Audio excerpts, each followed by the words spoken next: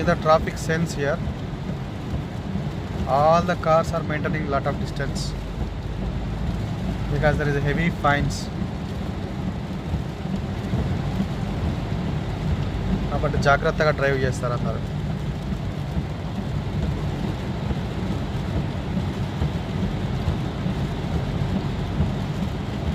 మన సజెషన్ చెప్పండి ఆస్ట్రేలియాకి వచ్చే స్టూడెంట్స్కి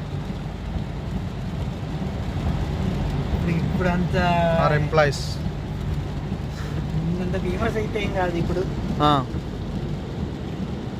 జాబ్ ఆపర్చునిటీస్ అంతా తగ్గిపోయాయి. ఓకే కష్టం.